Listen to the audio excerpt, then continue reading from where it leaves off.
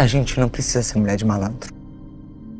Eu não sou mulher de malandro e essa não é a família que eu imaginei. E por fim, quem está falando isso é uma mulher com os olhos azuis, loura, do Rio Grande do Sul, famosa, requintada, que teve que sentar a bundinha dela lá na delegacia da mulher, usar a Lei Maria da Penha, e ela também enfrentou o constrangimento de estar naquele lugar, porque até então você pensa que é lugar de gente qualquer.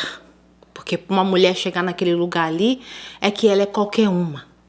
Porque ele tinha o dom muito grande de me fazer me sentir uma merda. E eu vou tentar ser breve aqui também, né?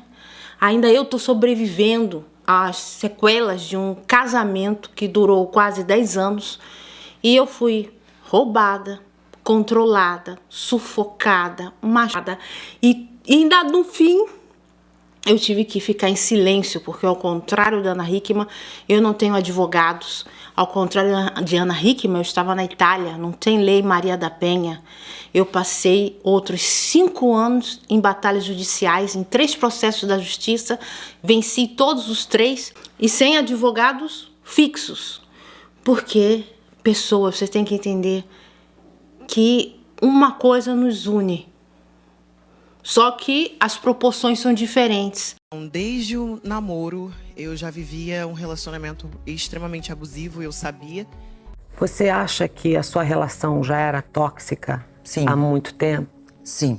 Eu fui uma das primeiras no YouTube a falar das fases de um relacionamento abusivo, tá? Porque são terminologias vindas do estrangeiro que ainda não tinha no Brasil. Agora virou febre esse tema. Então, olhem as datas, olhem bem as datas. Que eu estava nessa situação, porém eu acreditava muito na mudança. Eu vou aqui fazer um resumo muito rápido dessa entrevista, deixar alguns pontos que eu consigo me lembrar do que ela falou. Carreguei minha mãe por algumas vezes pro hospital. Essa marca que eu tenho na minha mão foi meu pai que me deu. Pessoas, eu vou começar pelo fim, que é a origem familiar dela. Família disfuncional, como eu já tinha falado. E ela, como eu, tem cicatrizes da infância de uma família disfuncional. E a coisa interessante é que ela sempre, no inconsciente dela, ela sempre combateu esse tipo de pauta. Então vocês têm que entender, pessoas, a lição que fica é tantas camadas, porque ela tem uma infância totalmente disfuncional, nunca expôs isso, nunca verbalizou que o pai dela era desse perfil, porque isso é muito de periférico, isso é uma coisa muito de gente preta. A marginalidade é sempre relacionada a gente preta. E quem tá no entorno, porque, por exemplo, quando ela disse que foi pedir ajuda, foi falar com um amigo, esse amigo tenta convencê-la de ficar, de apoiar, de ficar... Mas quem tava ao nosso redor me fazia acreditar que eu tava louca, que eu não podia fazer isso, imagina. Você tá louca, ele te ama. Ela não conseguiu enxergar quando foi ela o alvo. Mas ele tinha esse hábito de quando ele tava perdendo na conversa, essas brigas, e vinha me agarrava com força. A água foi esquentando e ela nem percebeu que estava dentro de um relacionamento disfuncional. Eu tentei me desvencilhar dessa relação por algumas vezes, mas... E ela aprofundou mais ainda. O pai dela é a cópia do marido atual. As pessoas que estão ao teu redor, elas são convencidas a dizer que você tá errada. Macacos voadores, um outro termo que eu aprendi na Europa, na literatura europeia, porque aqui no Brasil na época não tinha, que é esse grupo de pessoas que te culpam, você está destruindo, como é que vai ser que as pessoas vão achar de você, e toda essa coisa que você fica com medo de reagir. E ele controlava a minha agenda para qualquer coisa, eu não estou falando só dos meus trabalhos. Outra característica, controle, tá? Ela fala justamente que ele tinha acesso. Então, ele era a parte financeira. De a pessoa perder toda a rede de apoio financeiro, de separar das amigas vai também. Vai uma escalada, né? Foi uma série de coisas. O único que eu confio 100% é nele. E como aconteceu comigo, aconteceu com a Ana Hickman. O Emanuele, ele criou uma empresa usando meus documentos.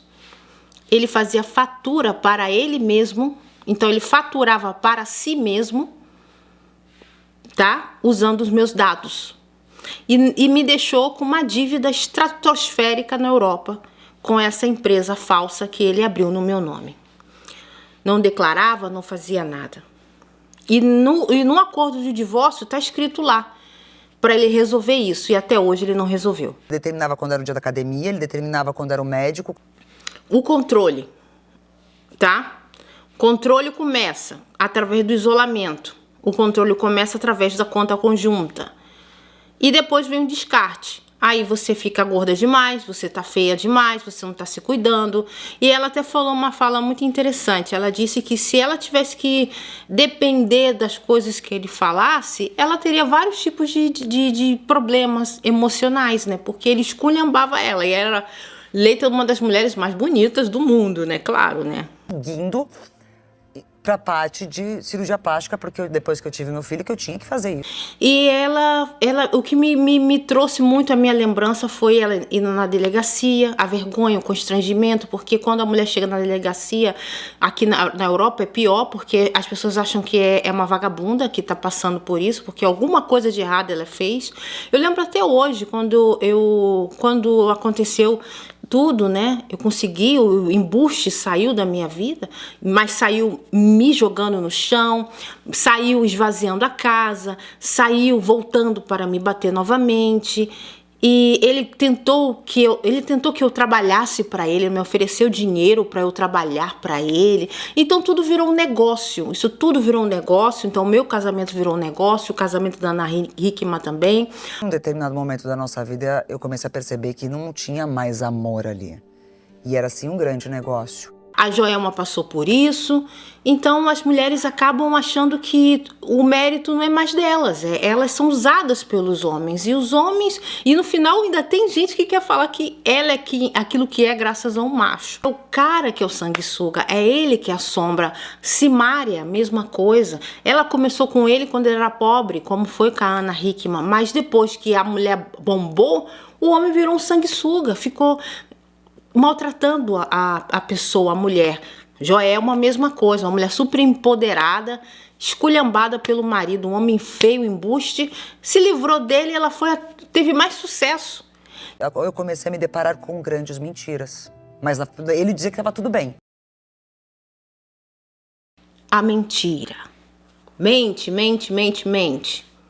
A mentira é um ponto que a pessoa é expert em mentira.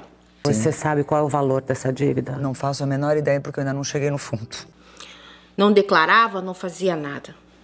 E no acordo de divórcio está escrito lá, para ele resolver isso, e até hoje ele não resolveu. Que eu saía e eu ficava olhando ele assim, os gestos, as atitudes, não sei o quê, que eu falei, cara, não é isso que eu quero mais pra mim.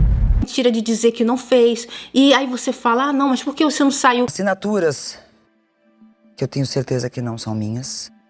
O Emanuele, ele criou uma empresa usando meus documentos, ele fazia fatura para ele mesmo, então ele faturava para si mesmo, tá? Usando os meus dados.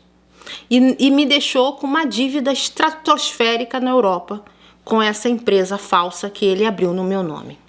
E o estelionato sentimental, ele nada mais é do que isso, a pessoa te chantagear, né? Essa coisa de te envolver emocionalmente e te extorquir. Gente, outra coisa que eu vou trazer.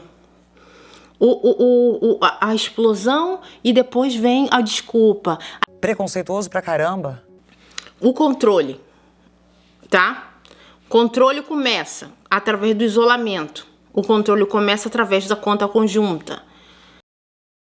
Por que você não tá se cuidando? Você tá gorda? Cuidado, tá? E depois vem o descarte. Aí você fica gorda demais, você tá feia demais, você não tá se cuidando. Ninguém vai te querer velha. O tempo tá passando. E ela até falou uma fala muito interessante. Ela disse que se ela tivesse que depender das coisas que ele falasse, ela teria vários tipos de problemas emocionais, né? Porque ele esculhambava ela e era eleita uma das mulheres mais bonitas do mundo, né? Claro, né? Tá, mas ninguém quer uma Ana Hickman velha. Ninguém quer uma gorda. Então vocês têm que entender, pessoas, a lição que fica é tantas camadas. Foi assim que eu tive a certeza que tinha muita mentira. Porque ela tem uma infância totalmente disfuncional, nunca expôs isso, nunca verbalizou que o pai dela era desse perfil. Por isso que eu jurei que nenhum homem me tocaria pra fazer isso. Porque isso é muito de periférico, isso é uma coisa muito de gente preta. Hoje eu entendo, porque eu passei na pele o que muitas mulheres já passaram ou vão passar ainda. A marginalidade é sempre relacionada a gente preta. E tudo começa com um grito. E ela o que me trouxe muito a minha lembrança foi ela indo na delegacia, a vergonha, o constrangimento, porque quando a mulher chega na delegacia, aqui na Europa é pior, porque as pessoas acham que é uma vagabunda que está passando por isso, porque alguma coisa de errado ela fez. Eu lembro até hoje, quando aconteceu tudo, né? Eu consegui, o embuste saiu da minha vida, mas saiu me jogando no chão, saiu esvaziando a casa, saiu voltando para me bater novamente. E ele tentou que eu trabalhasse para ele, me ofereceu dinheiro para eu trabalhar para ele. Então tudo virou um negócio. Isso tudo virou um negócio. Então o meu casamento virou um negócio, o casamento da Ana Hickman também.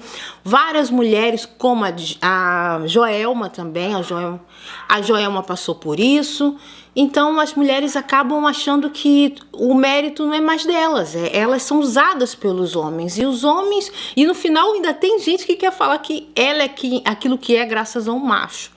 Mas é o cara que é o sanguessuga, é ele que assombra. Simária, mesma coisa. Ela começou com ele quando ele era pobre, como foi com a Ana Hickman. Mas depois que a mulher bombou, o homem virou um sanguessuga, ficou maltratando a pessoa, a mulher. Joelma, a mesma coisa, uma mulher super empoderada, esculhambada pelo marido, um homem feio, embuste, se livrou dele e ela teve mais sucesso. Então, pessoas, isso é um exemplo muito claro, é muito nítido, os comportamentos são muito parecidos, a mentira, eu falo a palavra mentira, você não entende, mas a mentira é de esconder as coisas, é a mentira de dizer que não fez. Tudo isso está acontecendo. E aonde está isso? Onde foi parar esse dinheiro? Eu não vou fazer isso com você, porque eu tenho mãe, eu tenho mulheres na minha família, eu nunca vou fazer isso. E aí você fala, não, mas por que você não saiu? Gente, outra coisa que eu vou trazer. A explosão e depois vem a desculpa. E aí foi evoluindo, né? Começou com grito. E você vai acreditando ao mesmo tempo, porque Exato. meio não, totalmente. Então, pessoas, eu vim aqui rapidamente, não poderia deixar de sinalizar muito rapidamente, não poderia deixar de vir aqui falar da bomba que foi essa entrevista, mas uma bomba que é muito profunda. Eu fico feliz porque ela trouxe a origem familiar, né, o início da família disfuncional, que é muito pouco debatido, a gente naturaliza o abuso. Então, eu quero deixar essa atenção, se você não viu, reveja. Foi uma entrevista sensacional, foi perfeito, gente, tenho que dizer. As pessoas deveriam rever, assistir isso nas escolas. Gente, porque ela é o estereótipo da mulher perfeita, né? Ela é o estereótipo da mulher que não é de vagabundo, né? E ela fala muito isso, então eu achei muito interessante. Então assiste os vídeos onde eu falo, esses vídeos, gente, foram censurados, porque o embuste tentou com a advogada remover esses vídeos. Por isso que você não encontra com facilidade. Então eles estão aqui. Assiste esses vídeos para você começar a se conscientizar. Porque a observação que eu estou trazendo aqui, gente, é de quem viveu, uma sobrevivente. E é muito difícil você sair, gente, não importa a sua classe social. E para finalizar, ele deixou ela no prejuízo financeiro. Ele usou os nomes dela, ele assinou no lugar dela, ele falsificou documentos, e isso acontece muito, gente. Esses homens embuste, eles vêm e pegam o seu dinheiro, eles acham que são os seus donos, então é importante você prestar atenção nesses sinais, tá bom? Deixe nos comentários o que você achou, como é que você já ouviu falar de algo parecido assim, se tem algumas características que você já observou em algum relacionamento, e a gente se vê nos próximos vídeos, tá bom?